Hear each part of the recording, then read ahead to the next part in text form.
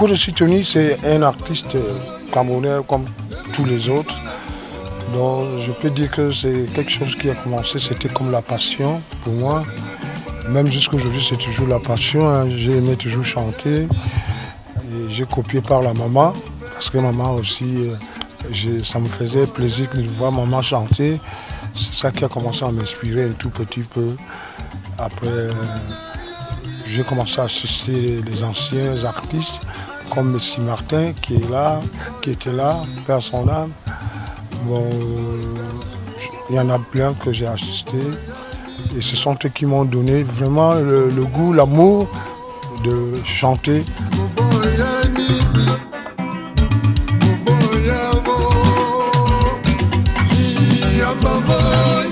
Code aussi, c'est mon vrai nom, le nom du grand-père et le nom de papa.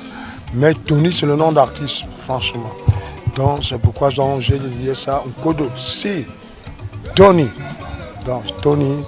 Donc je m'explique très bien et finalement je me suis dit que bon, ce nom-là j'essaie de le garder et ça m'a porté quand même quelque part chance parce que quand les gens m'appellent à ce nom-là, c'est un nom où je crée. Parce qu'avant je m'appelais même Frac Masson parce qu'il y a certains musiciens qui m'appellent Frac comme ça, mais alors c'est à partir de Frac que j'ai changé Frac pour mettre Kodo Si Tony, parce que papa m'a demandé que mes Frac, tu n'es pas américain, tu n'es pas, je sais pas, tu n'es pas un anglais, mais le nom de Frac, il m'a dit de mettre mon vrai nom, père son nom, papa aussi qui est parti, il m'a dit mets ton vrai nom et mon nom, après tu peux ajouter ton nom d'artiste, donc j'ai mis Kodo Si Tony.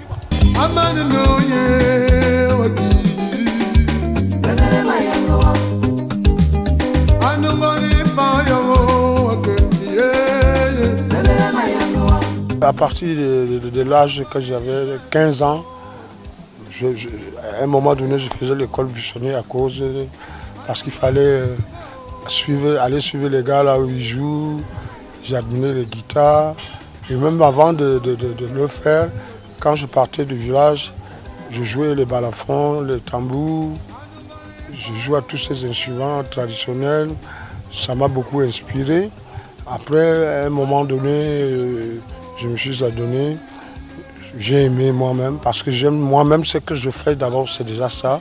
C'est en 88 que l'album déclenche. Et quand ça déclenche, qui m'a donné donc le pouvoir que ça déclenche? C'est père son âme aussi, Saint-Lazare à Mougou, que vous connaissez très bien, le café de Nyamoro.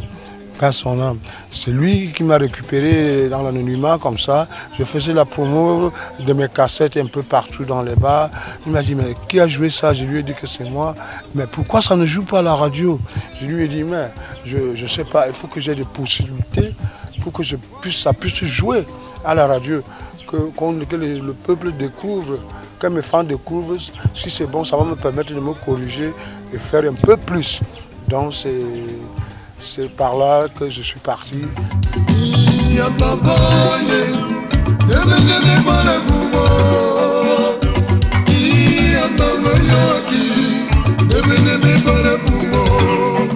Bambou est sorti en 88, c'était un album de 4 titres. Il y avait Zézébouane, il y avait Bamboué, il y avait Métiloa et puis Wayimawoya. C'était une cassette, j'ai fait ça en cassette.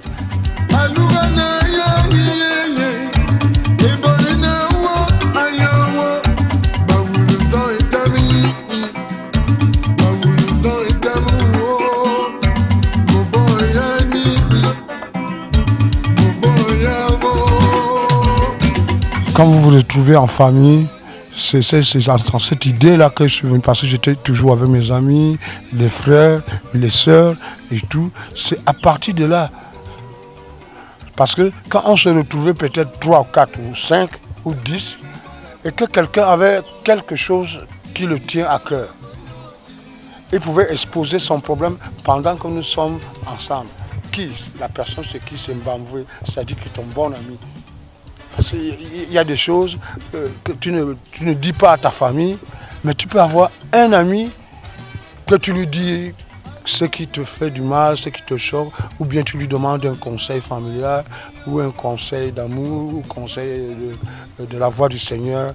Voilà, c'est l'esprit là que j'ai composé Mbamboui. Et j'ai même dit encore plus dedans que vraiment la vie c'est ça. Même quand tu es marié, c'est pas facile, hein. Mais je me dis même encore quelque part, quand tu as encore une autre petite dehors, c'est plus de merde que tu peux avoir. Mais ce n'est pas une merde, donc c'est la vie, c'est la vie. C'est pourquoi je le dis en patois. Alugana ya ye ibonina wo ayo mawulunzan itam, tu marches tout seul. Mawulunzan itami iyambanvoye. Donc il y a quelque chose qui te dérange dans le cœur, tout simplement ça quoi. C'est le message quoi. C'est aimer quelqu'un qui est devant toi. Au village, Diba, As, Abilizo Meto, As, Abele Kakama, As, Abetejo Mayo, Qu'est-ce. Mon père, son nom en plus, c'est Charles Ndoumba. Albert Brosse, Charles Ndoumba. C'est un album que les gens ne peuvent pas comprendre. Un album qui se fait fabriquer par 2 personnes seulement. Albert Brosse et Nkodo Sitoni. Parce que Albert Brosse, il fait la technique du studio. Et en même temps, il est instrument, un très bon organiste, même un guitariste en plus. Donc c'est comme ça qu'on a fabriqué l'œuvre à 2. Au studio d'Obel 16 à Douala. On entrait au studio, nous 2, peut-être pendant 1 heure ou 2 heures de temps. Mais quand tu reviens, tu entres en studio, tu as l'impression qu'il y avait beaucoup de musiciens qui ont joué au studio, qui sont partis, alors que c'était le travail de 2 personnes. Albert Brosse, Nkodo Sitoni.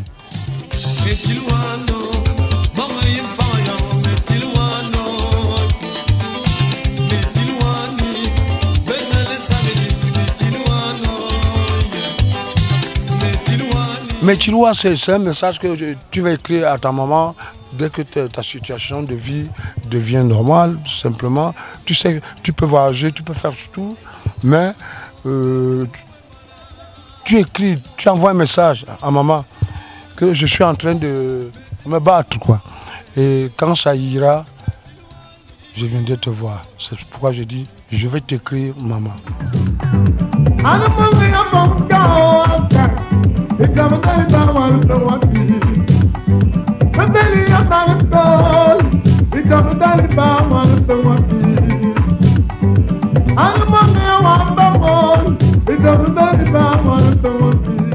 Dolibert, je dirais que c'est culturel, que j'amène tout le monde à comprendre que tout ce qu'on peut faire dans la vie, on peut gagner son salaire à partir de 10 francs. Ça veut dire que même le charpentier, même ceux qui cultivent à manger, même tout ce que quelqu'un peut faire a droit à un salaire. Alors je ne pouvais pas dire que donner le salaire de tout le monde comme normalement. J'ai dit que mais le salaire commence par 10 francs. C'est ça qui veut dire Dolibert.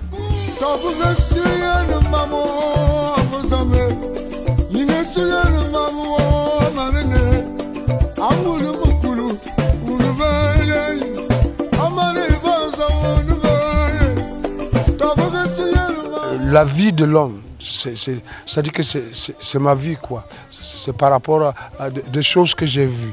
Parce que là où je suis, les choses que tu as vues, je ne les ai pas vues. Les choses que ton papa a vues, toi tu n'as pas vu ça, hein. C'est pas sûr que tu vas vu ça. L'être humain qui est devant toi, il peut être utile ou il n'est pas utile, mais il est utile. Donc fais attention avec lui avant de t'engager à lui dire ou n'importe quoi.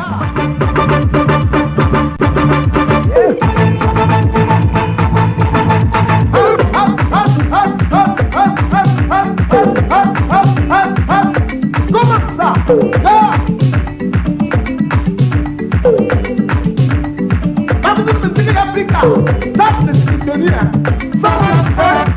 C'est des titres qui m'ont donné la vie. Ce que j'ai aujourd'hui, c'est ces titres-là. Ça m'a produit quand même un peu d'argent. à mon niveau. Et au niveau où le bon Dieu, ce qu'il m'a donné, a dit que tu gagneras ça.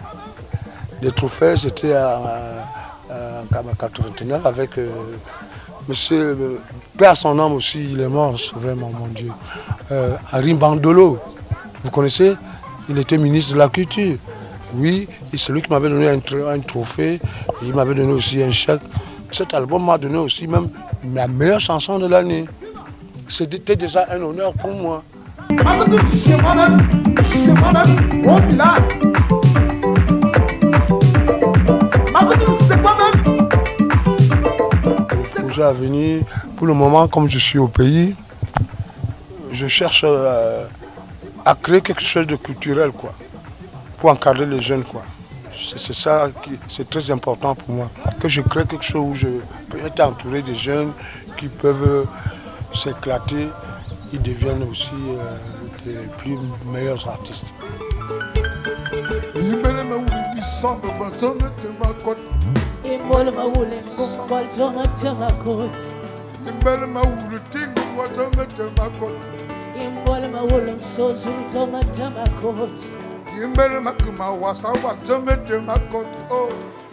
Je peux dire que même dans le gouvernement, il y en a beaucoup là-bas qui aiment Sitonii.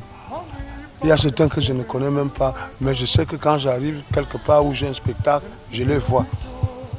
Où je suis en train de les remercier que vraiment, jusqu'aujourd'hui, je suis avec eux. Et comme je suis venu au pays là, je suis venu pour que je m'amuse avec eux, que je joue. Celui qui a besoin de moi, ce n'est pas compliqué. Il voit ça ou avec Vision 4. De toutes les façons, on va se voir partout là où je joue avec les artistes.